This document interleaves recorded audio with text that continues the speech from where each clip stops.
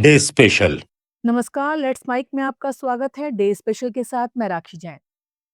आज 27 नवंबर है।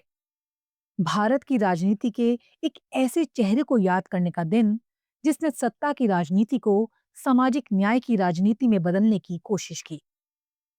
विश्वनाथ प्रताप सिंह या कहें वीपी सिंह, भारत के 7वें प्रधानमंत्री, जिनका निधन 27 नवंबर 2008 को दिल्ली के एक अस्पताल में लंबी बीमारी के बाद हुआ। वो मल्टीपल माइलोमा और किडनी फेल होने से जूझ रहे थे और 77 वर्ष की आयु में दुनिया से विदा हो गए। उनकी राजनीतिक यात्रा सिर्फ एक साल की प्रधानमंत्री कुर्सी तक सीमित नहीं थी।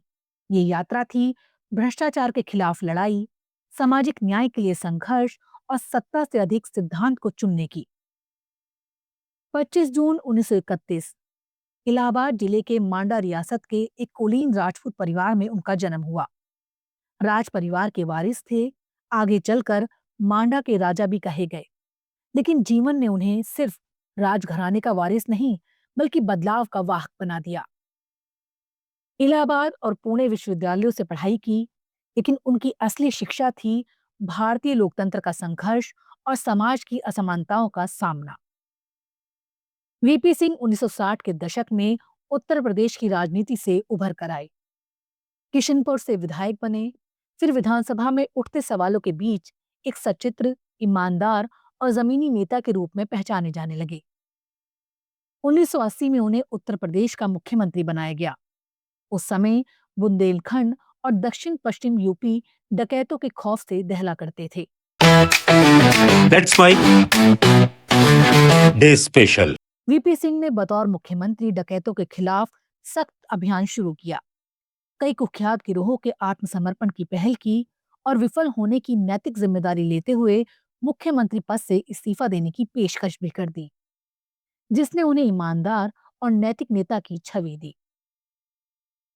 1984 में राजीव गांधी की सरकार में उन्हें देश का वित्त मंत्री बनाया गया।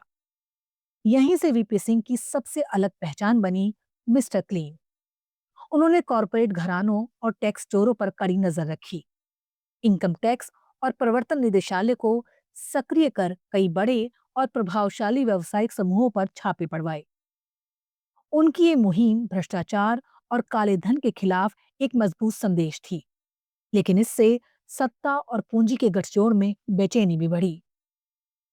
जल्द ही रक्षा मंत्रालय की जिम्मेदारी भी उनको मिली।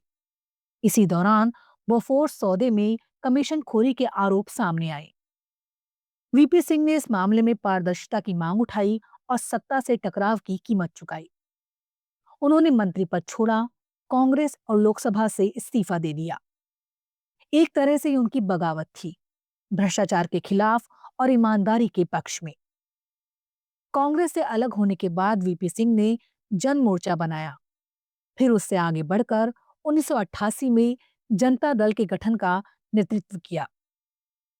भ्रष्टाचार विरोधी लहर, बोफोर्स मुद्दा, किसानों मजदूरों की उम्मीदें और मध्यम वर्ग की नाराजगी, इन सब ने मिलकर 1989 के चुनावों में कांग्रेस की 40 साल की ताकत को पहली बार बुरी तरह हिला दिया।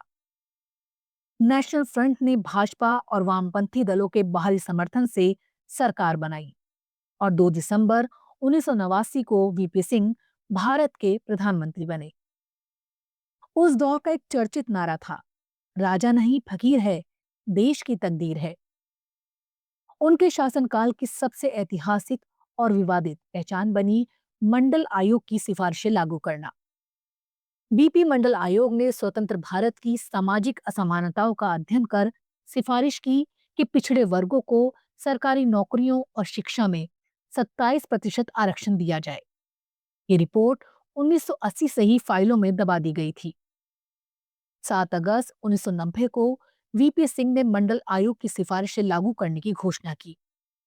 ये निर्णय सामाजिक न्याय के इतिहास में मील का पत्थर बना। देश के पिछड़े वर्गों को प्रतिनिधित्व का अधिकार मिला, उनकी राजनीतिक और सामाजिक हिस्सेदारी मजबूत हुई। लेकिन मंडल का निर्णय सहज नहीं था। देश के कई हिस्सों में विरोध, प्रदर्शन, आत्मदाह की घटनाएं हुई। डे स्पेशल में फिलहाल इतना ही। देखते रहिए, सुनते रहिए लेट्स माइक। नमस्कार।